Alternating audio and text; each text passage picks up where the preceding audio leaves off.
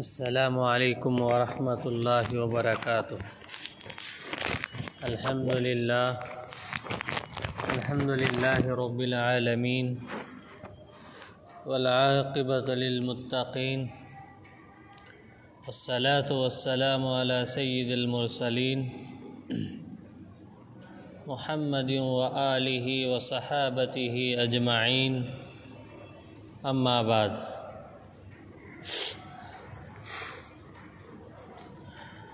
میرے عزیز دوستو، بزرگوں، بھائیوں، اللہ تبارک و تعالی نے دنیا ختم کرنے سے پہلے قیامت نازل کرنے سے پہلے کچھ علامتوں کو ظاہر فرماتے ہیں تاکہ انسان اپنے زندگی کو سنوارے اور آخرت کی تیاری کرے۔ تو انہی فتنوں میں سے بات چل رہی تھی۔ ایسا زمانہ بھی آئے گا جس میں ایک سجدہ دنیا اور اس کے تمام خزانوں سے بہتر ہوگا۔ یہ علامت قیامت کے قریب حضرت عیسیٰ بن مریم علیہ السلام کے زمانے میں ان کے نزول کے بعد ظاہر ہوگی۔ ان کا زمانہ بہت فضیلت والا ہوگا، عبادت بھی فضیلت کی حامل ہوگی، کیونکہ وقت اور مقام کے شرف و منزلت کے مطابق عبادت کے اجر و ثواب میں بھی اضافہ ہوتا رہتا ہے۔ اللہ کے رسول علیہ السلام نے فرمایا، اس اللہ کی قسم جس کے ہاتھ میں میری جان ہے، قریب ہے کہ تم میں عیسیٰ ابن مریم علیہ السلام عادل حکمران بن کر نزول فرمائیں گے۔ وہ صلیب کو توڑیں گے، خنزیر کو قتل کر دیں گے اور جزیے کو ختم کر دیں گے۔ مطلب یہ ہے کہ عیسیٰ علیہ السلام کسی کو اسلام کے سوا کسی دوسرے دین پر رہنے ہی نہ دیں گے۔ اسی طرح عیسائیوں کو بھی اجازت نہ دیں گے کہ وہ اپنے دین پر قائم رہے، چاہے وہ اس کے لیے جزیہ بھی دینا پڑے۔ اس وقت مال کی اس قدر کثرت ہو جائے گی کہ اسے کوئی قبول کرنے والا نہیں ہوگا۔ اس زمانے میں ایک سجدہ دنیا اور اس کے تمام خزانوں سے زیادہ قیمتی ہوگا۔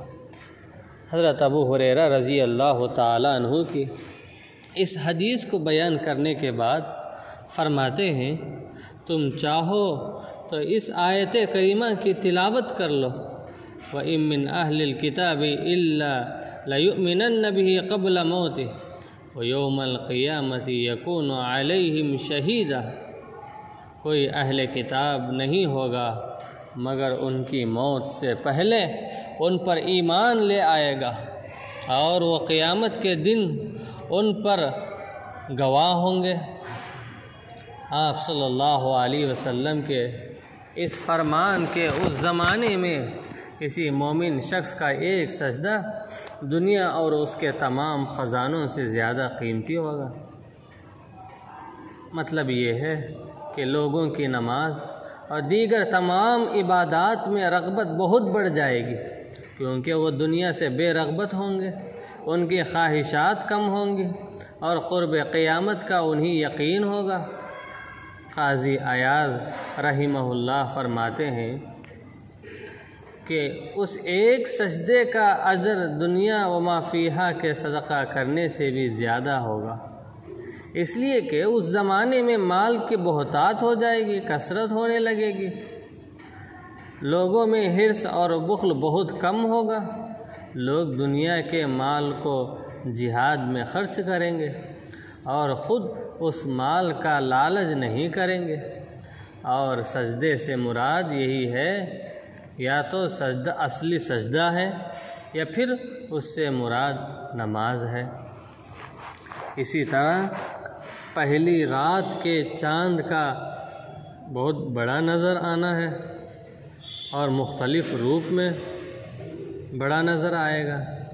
ہلال کہتے ہیں مہینے کے شروع میں پہلی رات کے چاند کو، اور یہ چاند قمری مہینے کی پہلی رات میں چھوٹا سا نظر آتا ہے، پھر مہینے کے آدھا ہونے تک بتدریج بڑھتا رہتا ہے، پھر مہینے کے آدھے سے آخر تک بتدریج چھوٹا ہو جاتا ہے۔ تو علامت قیامت میں سے پہلی رات کے چاند کا بڑا نظر آنا بھی ہے، یعنی چاند ابتدائی رات ہی میں معمول سے بھی بڑا نظر آنے لگے گا۔ لوگ پہلی رات کے چاند کو دوسری رات کا چاند سمجھنے لگیں گے۔ حضرت ابو ہریرہ رضی اللہ تعالیٰ عنہ کی حدیث ہے، اللہ کے رسول علیہ السلام نے فرمایا، من اشراط الساعۃ انتفاخ الاہلہ حتی یری الہلال للیلۃ فیقال هو ابن لیلتین۔ قرب قیامت کی علامت میں سے یہ بھی ہے کہ چاند معمول سے بڑا نظر آنے لگے گا۔ پہلی رات کا چاند دیکھ کر کہا جائے گا کہ یہ تو دوسری رات کا چاند ہے۔ اسی طرح سب لوگوں کا شام کی طرف ہجرت کرنا بھی ہے۔ شام کے نام کا اطلاق آج کے سوریہ اور اس کے پڑوسی ممالک لبنان ہے، اردن ہے اور فلسطین، اس پر ہوتا ہے۔ تو شام سرزمین حشر و نشر ہے، اس سرزمین سے بہت سے انبیاء کا ظہور ہوا۔ شام اور اہل شام کی ایک خاص قدر منزلت ہے۔ اللہ کے رسول علیہ السلام نے فرمایا، جب شام والوں میں بگاڑ آ جائے گا تو تم میں کوئی بھلائی نہ رہے گا۔ میری امت کا ایک گروہ قیامت تک فتح یاب رہے گا، انہیں رسوا کرنے والا انہیں کوئی نقصان نہیں پہنچائے۔ اس کی وجہ یہی ہے کہ نبی صلی اللہ علیہ وسلم نے شام میں رہائش اختیار کرنے کی وصیت فرمائی ہے، اس لیے کہ قیامت کے قریب شام اہل شام کا مضبوط گڑھ اور مرکز ہوگا، اور فتنے کے دنوں میں مسلمانوں کا مرکز غوطہ ہوگا جو دمشق نامی شہر کے ایک جانب ہوگا، اور وہ شام کا بہترین شہر ہوگا۔ فسطاط اصل میں خیمے کو کہتے ہیں، اور یہاں اس سے مراد مسلمانوں کا مرکز اور ان کے جمع ہونے کی جگہ ہے۔ اہل اسلام اس بڑی جنگ میں جو مسلمانوں اور یہودیوں کے درمیان ہوگی وہاں جمع ہوں گے۔ اور یہ جو غوطہ ہے، یہ غوطہ ایک شہر کا نام ہے جو آج کل غوطہ دمشق کہلاتا ہے، اور دمشق مشہور اور معروف شہر ہے جو آج کل سوریہ یعنی شام کا دارالحکومت ہے۔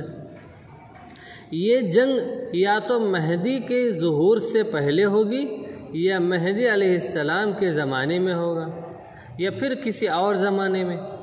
نبی کریم صلی اللہ علیہ وسلم نے ملک شام میں رہائش اختیار کرنے کی ترغیب اس لیے دلائی ہے کہ یہ سرزمین محشر اور مومنوں کا مرکز ہے۔ ایک صحابی نے اللہ کے رسول علیہ السلام سے مشورہ طلب کیا کہ وہ کس علاقے کی طرف ہجرت کرے اور رہائش اختیار کرے، تو نبی صلی اللہ علیہ وسلم نے شام کی طرف ہجرت کرنے کا حکم فرمایا اور مشورہ دیا، اور وہاں رہنے کا بھی مشورہ دیا۔ حضرت بنہر بن حکیم وہ اپنے والد سے اور ان کے دادا سے روایت کرتے ہوئے فرماتے ہیں کہ انہوں نے کہا کہ میں نے عرض کیا، یا رسول اللہ، آپ مجھے کس جگہ رہنے کا حکم فرماتے؟ آپ نے شام کی طرف اشارہ کر کے فرمایا، یہاں۔ قیامت کے قائم ہونے سے پہلے مومنوں کی غالب اکثریت وہاں ہجرت کر جائے گی، بلکہ ہر مومن وہاں چلا جائے گا۔ حضرت عبداللہ بن عمرو رضی اللہ تعالیٰ عنہ کہتے ہیں کہ ایک ایسا زمانہ آئے گا کہ ہر مومن شام میں چلا جائے گا۔ اسی طرح مسلمانوں اور رومیوں کے درمیان ایک بڑی جنگ ہوگی اور قسطنطنیہ فتح ہوگا۔ مسلمانوں اور رومی عیسائیوں کے تعلقات کی تاریخ حوادث اور واقعات سے بھری پڑی، اس میں صلح بھی ہے اور جنگ بھی ہے، زمانہ امن بھی ہے اور عرصہ قتال بھی ہے۔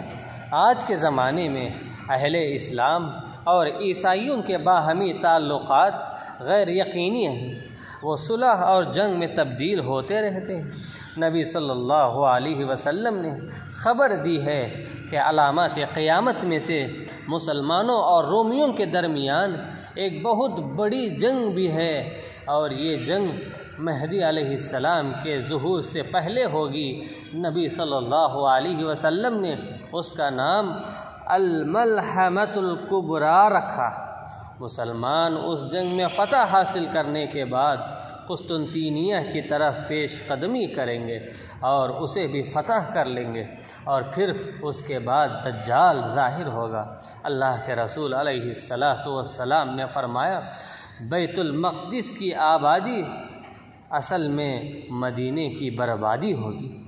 مدینے کی بربادی ہوئی تو بڑا جنگ شروع ہو جائے گا، وہ جنگ شروع ہوگا تو قسطنطنیہ فتح ہو جائے گا، اور قسطنطنیہ فتح ہو جائے گا تو پھر جلد ہی دجال کا خروج ہوگا۔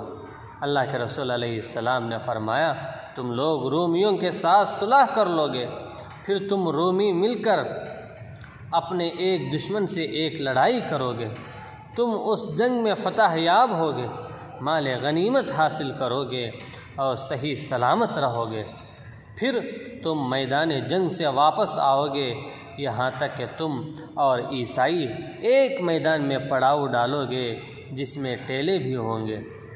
پھر عیسائیوں میں سے ایک آدمی صلیب کو بلند کرے گا اور کہے گا کہ صلیب غالب آ گئی ہے، اس پر ایک مسلمان سیخ پا ہو جائے گا اور آگے بڑھ کر صلیب کے ٹکڑے ٹکڑے کر دے گا۔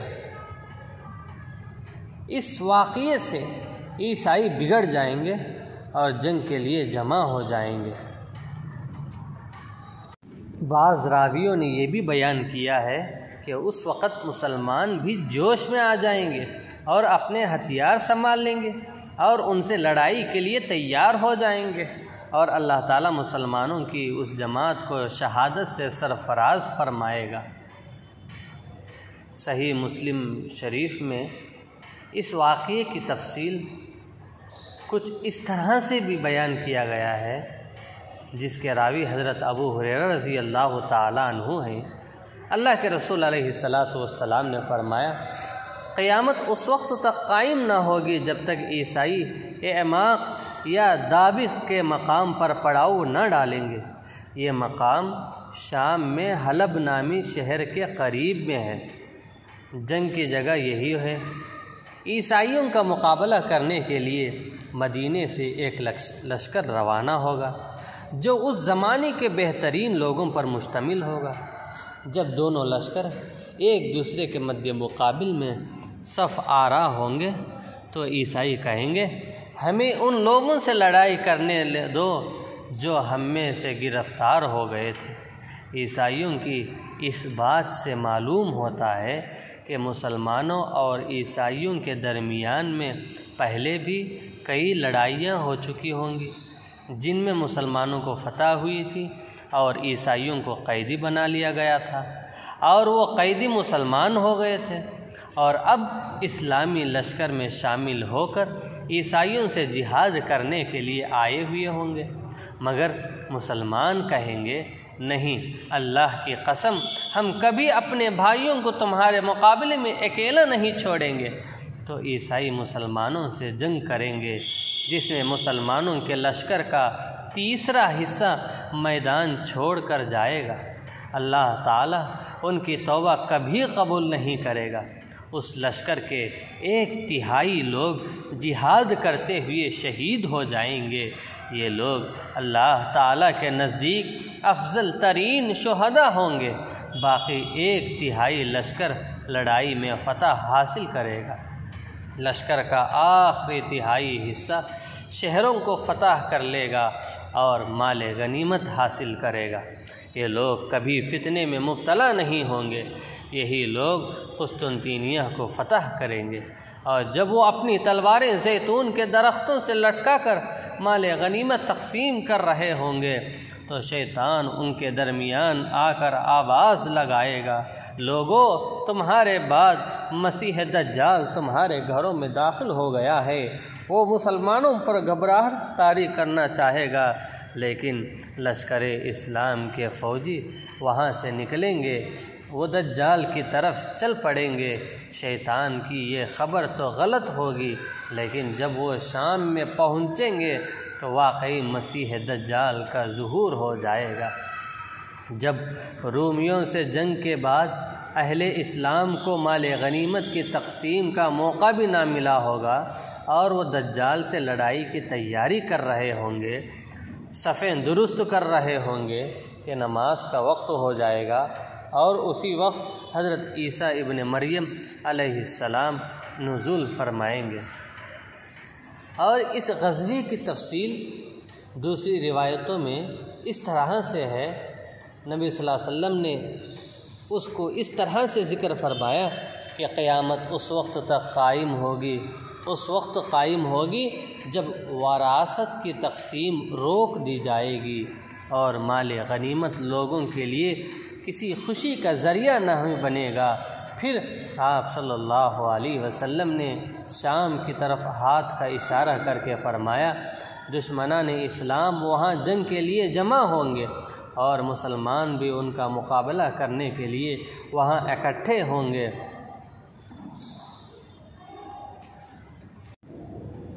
دشمن سے مراد رومی لوگ ہیں۔ اس وقت جنگ کی شدت کی وجہ سے بہت سے لوگ میدان جنگ سے واپس آ جائیں گے، اور مسلمان اپنے میں سے بہترین اور باصلاحیت فوجیوں کی ایک جماعت کو موت تک لڑنے کے ارادے کے ساتھ آگے بھیجیں گے۔ دونوں لشکر رات تک مسلسل لڑائی جاری رکھیں گے، یہاں تک کہ ان کے درمیان رات آ جائے گی اور دونوں اپنی اپنی جگہ لوٹ جائیں گے، اور ان میں سے کوئی بھی غالب نہیں ہوگا، اور جو لوگ موت کا ارادہ لے کر آگے بڑھے تھے وہ سب کے سب شہید ہو جائیں گے۔ اگلے دن مسلمان پھر بہترین اور باصلاحیت فوجیوں کی ایک جماعت کو موت تک لڑنے کے ارادے کے ساتھ آگے بھیجیں گے۔ یہ جماعت اس بات کا عہد کرے گی کہ اگر وہ واپس لوٹیں گے تو فتح یاب ہو کر ہی لوٹیں گے یا پھر شہید ہو جائیں گے۔ دونوں لشکر پھر شام ہونے تک مسلسل لڑائی جاری رکھیں گے، مگر کسی بھی فریق کو برتری حاصل نہ ہو سکے گی، اور دونوں اپنی اپنی جگہ لوٹ جائیں گے۔ جو لوگ موت کا ارادہ لے کر آگے بڑھیں گے وہ سب کے سب شہید ہو جائیں گے۔ جب اس جنگ کا چوتھا روز ہوگا تو اہل اسلام دشمن پر جلد حملہ کر دیں گے۔ مختلف مقامات سے مسلمان جمع ہو کر دشمن پر حملہ آور ہوں گے۔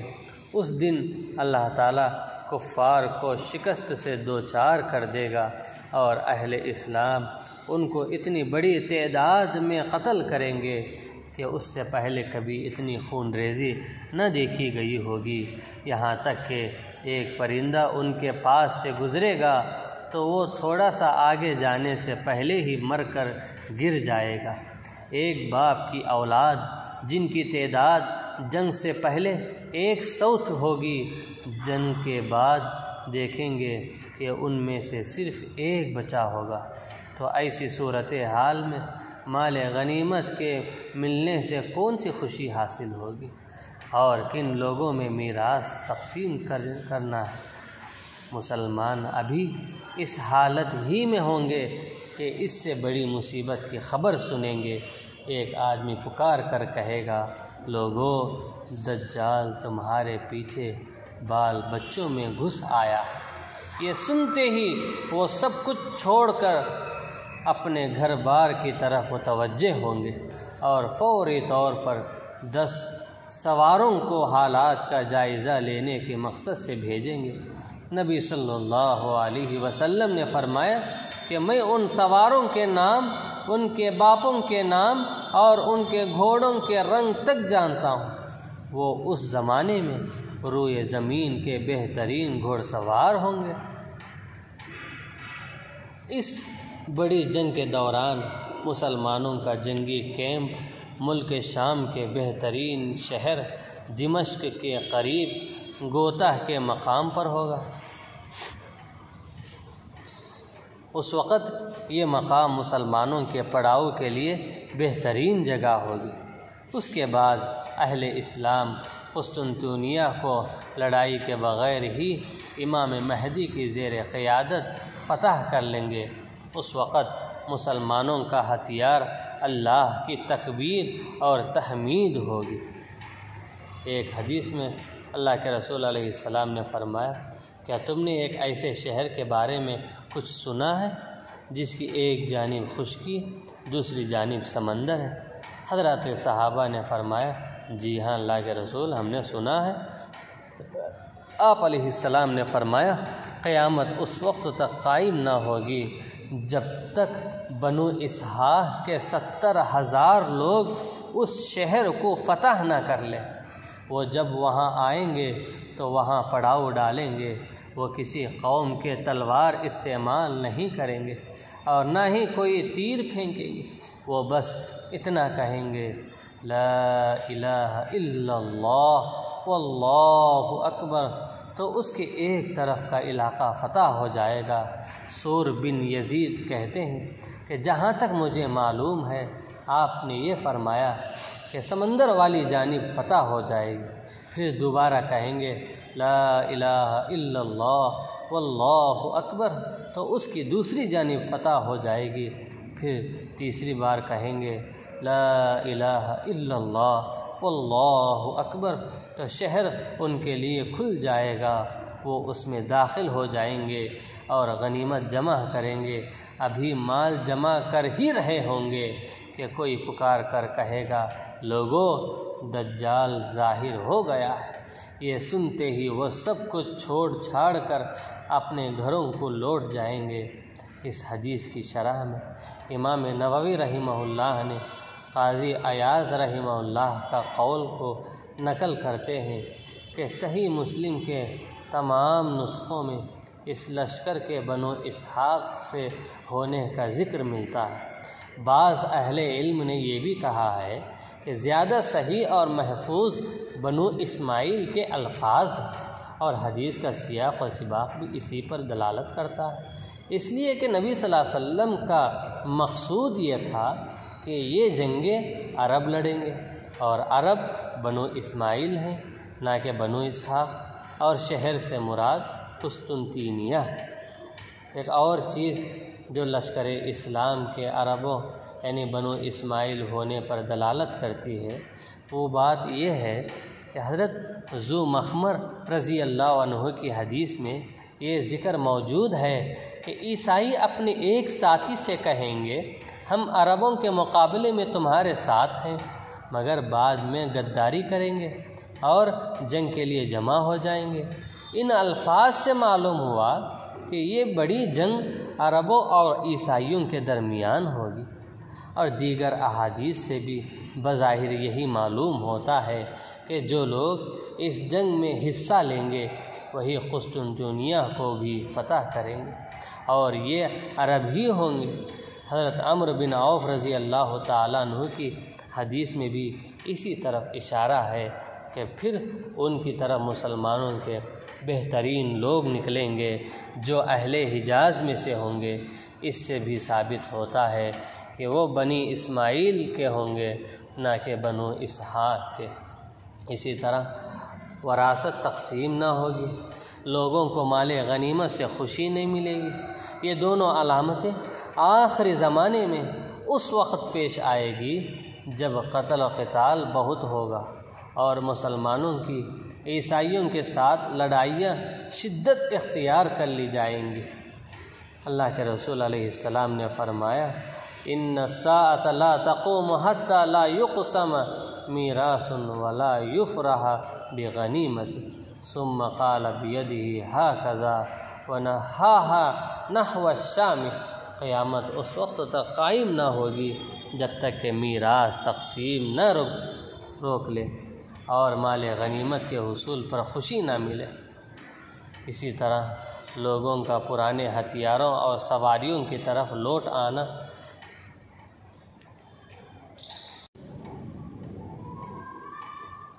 اللہ کے رسول علیہ السلام نے فرمایا مسلمان ابھی اس حالت ہی میں ہوں گے کہ اس سے بڑی مصیبت کی خبر سنیں گے۔ ایک آدمی پکار کر کہے گا لوگو دجال تمہارے پیچھے بال بچوں میں گھس آیا ہے۔ یہ سنتے ہی وہ سب کچھ چھوڑ چھاڑ کر اپنے گھر بار کی طرف متوجہ ہوں گے اور فوری طور پر 10 سواروں کو حالات کا جائزہ لینے کی مقصد سے بھیجیں گے۔ نبی صلی اللہ علیہ وسلم فرماتے ہیں میں ان سواروں کے نام، ان کے باپوں کے نام اور ان کے گھوڑوں کے رنگ تک جانتا ہوں۔ وہ اس زمانے میں روئے زمین کے بہترین گھوڑ سوار ہوں۔ اسی طرح بیت المقدس کی آبادی، مدینہ طیبہ کی بربادی اور اس کا باشندوں اور زائرین سے خالی ہو جانا بھی قیامت کی علامات میں سے ہے۔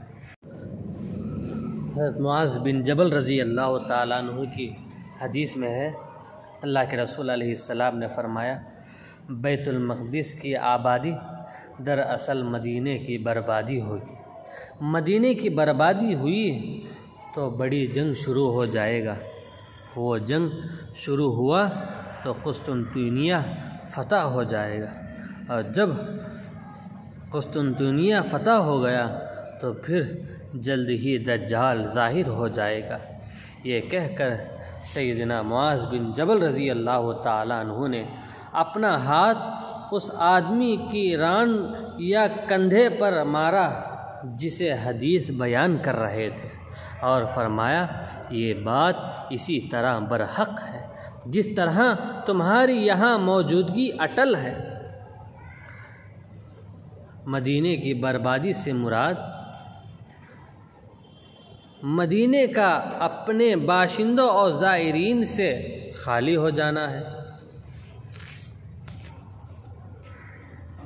اور اس بات کو بھی یاد رکھیے کہ یہ عظیم جنگ، فتح قسطنطنیہ اور خروج دجال، یہ سب کچھ 7 مہینوں میں ہو جائے گا۔ نبی صلی اللہ علیہ وسلم نے جن واقعات کا ذکر فرمایا ہے وہ ترتیب سے پیش آئیں گے۔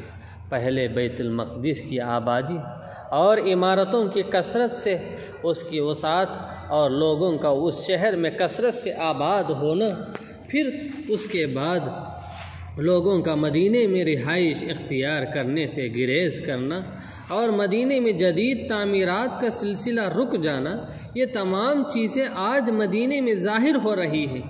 لوگ بتدریج وہاں کم ہو رہے ہیں اور آبادی میں اضافے کا سلسلہ رک چکا ہے۔ مدینے کے باشندوں کی ایک بڑی تعداد آہستہ آہستہ وہاں سے دوسرے شہروں کی طرف منتقل ہو رہی ہے،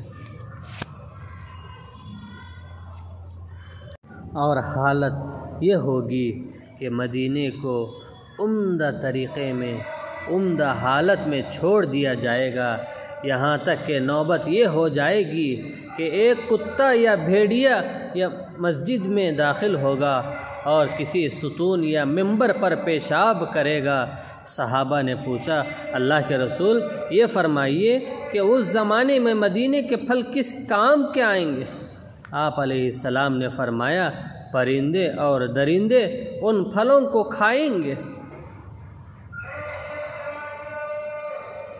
اور بیت المقدس کی آبادی کا مطلب یہ ہے کہ آخری زمانے میں خلافت وہاں منتقل ہو جائے گی، جیسا کہ حضرت عبداللہ بن حوالہ ازدی رضی اللہ تعالیٰ عنہ کی حدیث میں ہے۔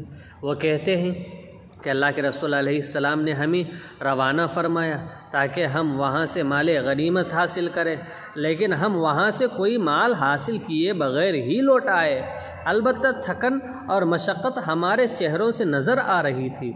آپ علیہ السلام نے ہماری حالت کو دیکھ کر ہمارے درمیان کھڑے ہو گئے اور دعا فرمائی، اے اللہ انہیں میرے حوالے نہ فرمانا کہ میں ان کی کفالت نہ کر سکوں، اور نہ ہی ان کے نفسوں کے سپرد فرمانا کہ یہ عاجز ہو جائیں، اور نہ انہیں لوگوں کے حوالے کرنا کہ وہ دوسروں کو ان پر ترجیح دے۔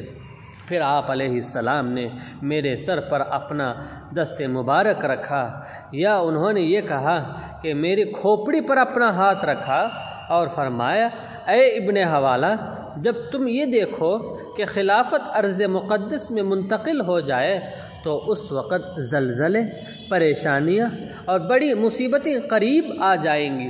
اس دن قیامت اس سے بھی زیادہ نزدیک ہوگی جتنا یہ میرا ہاتھ تمہارے سر سے قریب ہے۔ اسی طرح مدینہ شریروں کو اس طرح نکال دے گا جس طرح بھٹی لوہے کا زنگ دور کر دیتی ہے۔ نبی صلی اللہ علیہ وسلم جب مدینے کی طرف ہجرت کرے تو ہجرت کرنے کے بعد مدینے کی آبادی اور رونق میں بے حد اضافہ ہوا۔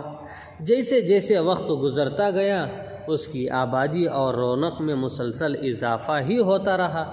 اللہ کے رسول علیہ السلام نے خبر دی ہے کہ قیامت کی نشانیوں میں سے یہ بھی ہے کہ لوگ مدینے میں رہائش کی خواہش سے بے نیاز ہو جائیں گے،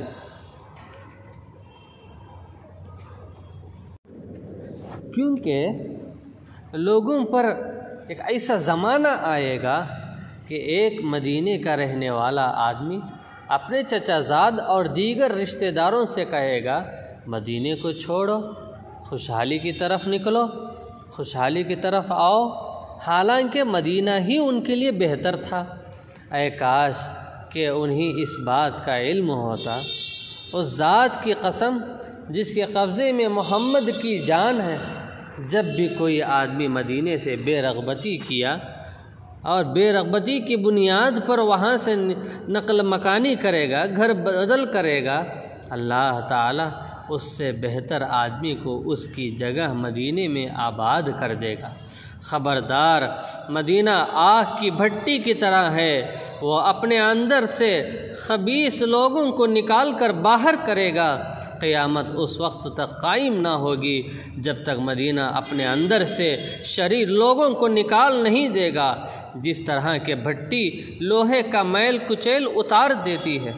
حضرت عمر بن عبدالعزیز رحمہ اللہ سے روایت کی گئی ہے کہ وہ مدینے سے نکلے تو اپنے آزاد کردہ غلام مزاحم سے کہا، اے مزاحم، کیا ہم ان لوگوں میں سے تو شامل نہیں ہو گئے جنہیں مدینہ اپنے اندر سے نکال کر باہر کر دیا؟ تو اس کا مطلب یہ ہرگز نہیں ہے کہ ہر وہ آدمی جو مدینے میں سکونت اختیار کرے اور پھر یہاں سے گھر بدلے اور گھر بدلتے ہوئے اسے چھوڑ دے یا مدینے سے کہیں دوسرے شہر میں چلا جائے تو وہ شریر اور خبیث لوگوں میں سے ہے۔ ہرگز اس کا یہ مفہوم نہیں۔ حضرات صحابہ رضی اللہ تعالی عنہم میں سے بعض بہترین شخصیات نے جہاد اور عورت کے مقاصد کے پیش نظر مدینے کو چھوڑا، بہت سے دوسرے شہروں میں رہائش اختیار کیا، اور انہی میں ان لوگوں نے کوئی حرج بھی محسوس نہیں کیا۔ لوگ مدینے کو اس حال میں چھوڑیں گے جبکہ اس کے حالات بہت عمدہ ہوں گے، اس میں صرف پرندے اور درندے ہی رہیں گے۔ تو مطلب یہ ہے کہ لوگ ایسے حالات میں بھی مدینے کی رہائش چھوڑ دیں گے جبکہ وہاں معاشی حالات بہت بہتر ہوں گے، وہاں پھل کثرت سے ہوں گے، معیشت بہت عمدہ ہوگی، مگر کچھ ایسے فتنے اور سختیاں لوگوں کو گھیر لیں گی جن کی وجہ سے وہ مدینے کو چھوڑنے پر مجبور ہوں گے۔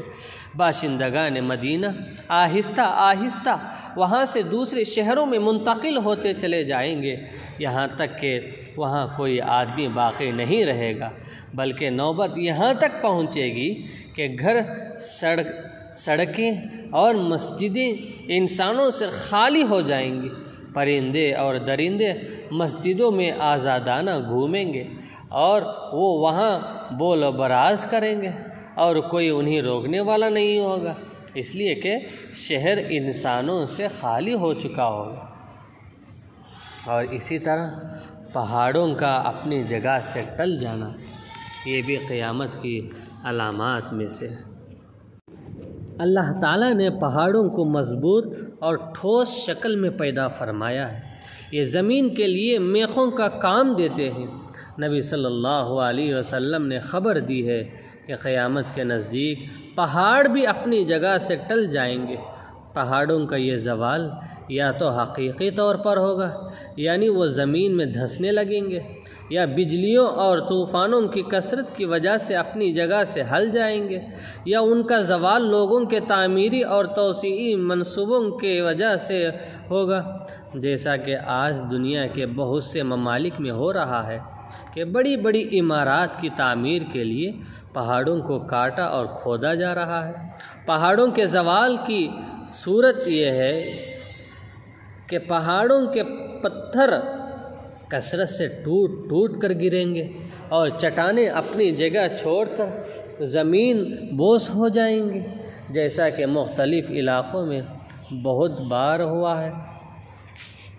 اللہ کے رسول علیہ السلام نے فرمایا، قیامت اس وقت تک قائم نہ ہوگی جب تک کہ پہاڑ اپنی جگہ سے ٹل نہ جائے، اور تم ایسے عظیم حوادث، ایسے بڑے حادثات اور واقعات کو دیکھو گے، اور جب تک تم مشاہدہ نہیں کر لو گے جو تم نے اس سے پہلے کبھی ایسے حالات، ایسے حادثات کو نہیں دیکھا ہوگا۔ ان حالات کو، ان واقعات کو دیکھنے کے بعد ہی قیامت آئے گی۔ قیامت کی نشانیوں میں سے ایک یہ بھی ہے کہ آخری زمانے میں بنو قحطان میں سے ایک آدمی نکلے گا۔ قحطان ایک مشہور عربی قبیلہ ہے۔ اس کی قیادت و سیادت پر تمام لوگ متفق ہو جائیں گے۔ یہ اس وقت ہوگا جب زمانہ تبدیل ہو جائے گا۔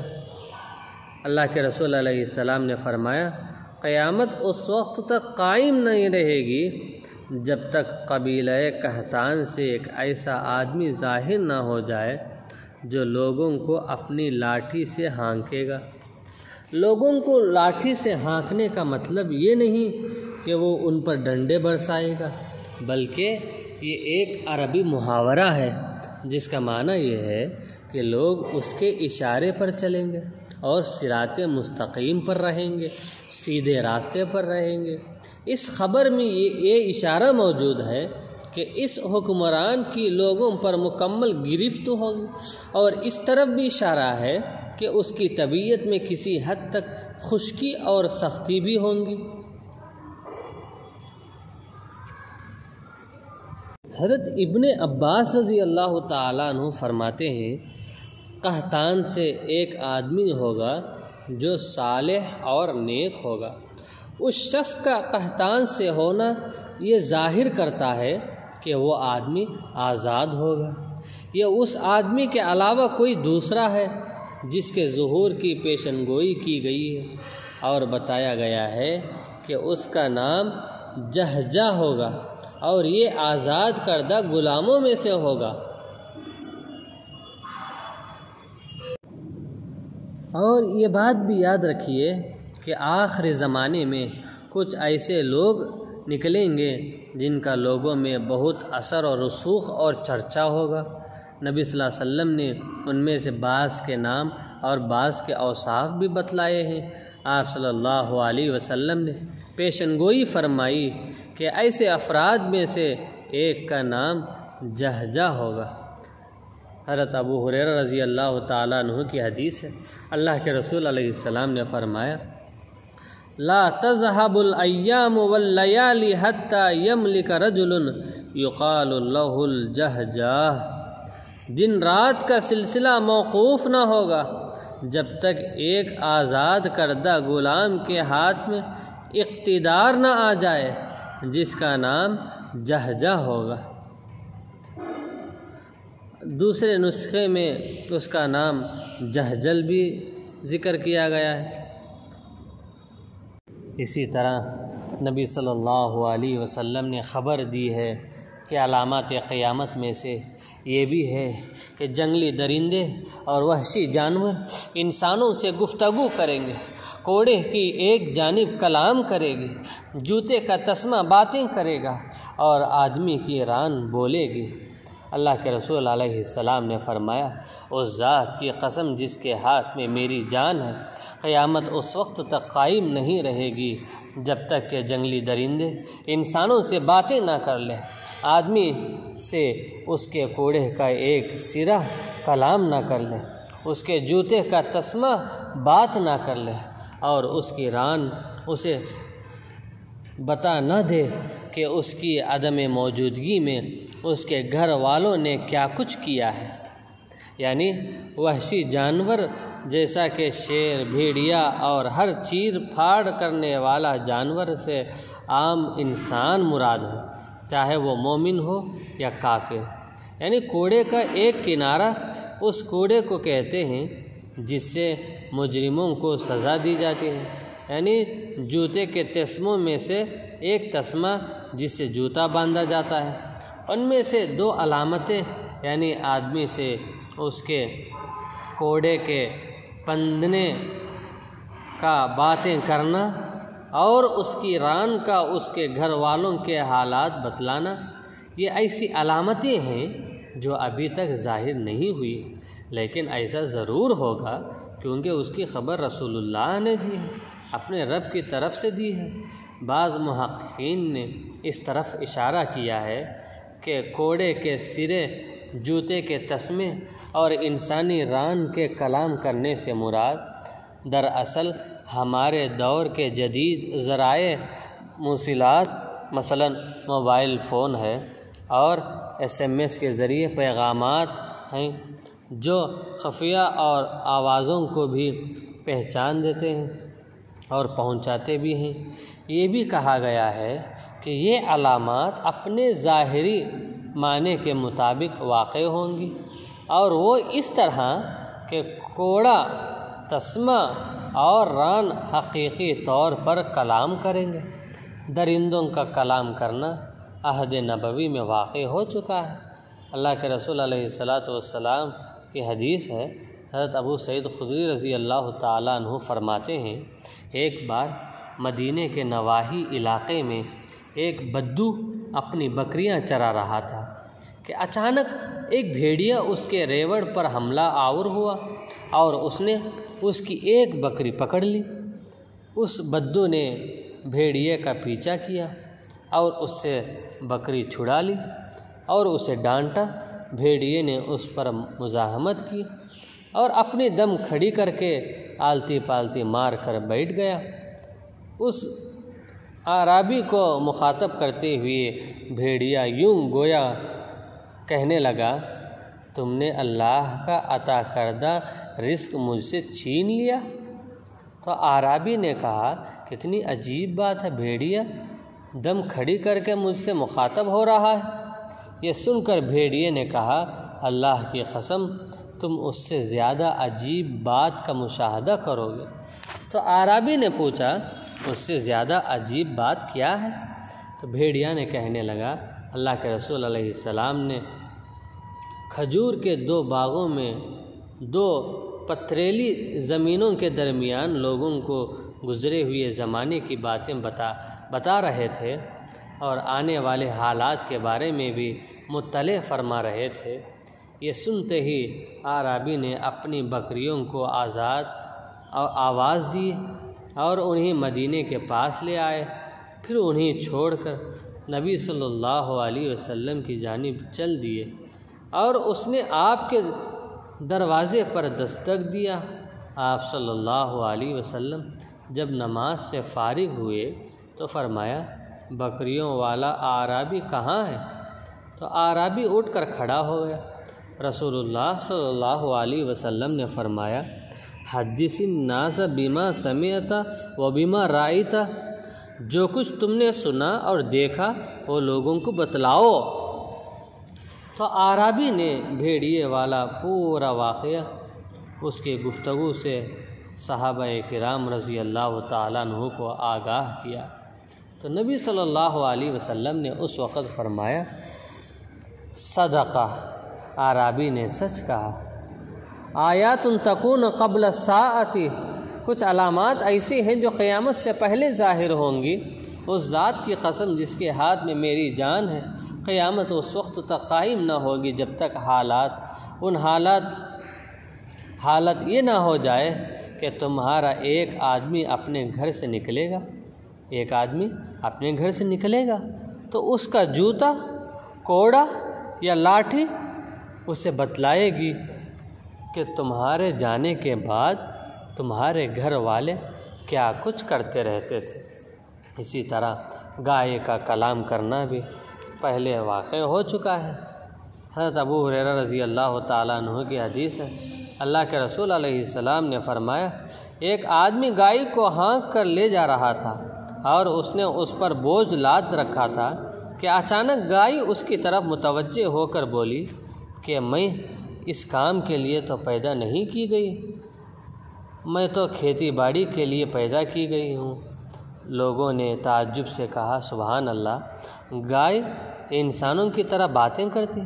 تو رسول اللہ صلی اللہ علیہ وسلم نے فرمایا، اس پر میں، ابوبکر اور عمر بھی ایمان رکھتے ہیں۔ حدیث میں درندوں اور وحشی جانوروں کے کلام کرنے کا جو ذکر آیا ہے تو اس سے مراد اصلی اور حقیقی معنوں میں کلام ہے۔ اللہ تعالیٰ کا فرمان عالی ہے، یزید فی الخلق ما یشاء ان اللہ علی کل شیء قدیر، وہ اپنی مخلوقات میں جو چاہتا ہے بڑھاتا ہے، بے شک اللہ تعالیٰ ہر چیز پر قادر ہے۔ اللہ تبارک و تعالیٰ سے دعا فرمائے، اللہ تبارک و تعالیٰ ہم سب کو کہی ہوئی سنی ہوئی باتوں پر عمل کرنے کی توفیق عطا فرما، اور ان تمام علامات سے میری، آپ کی، سارے امت مسلمہ کی اللہ تعالیٰ حفاظت فرما، اپنے امن و امان میں حصہ نصیب فرما، آمین۔ وآخر دعوانا ان الحمد للہ رب العالمین۔ السلام علیکم ورحمۃ اللہ وبرکاتہ۔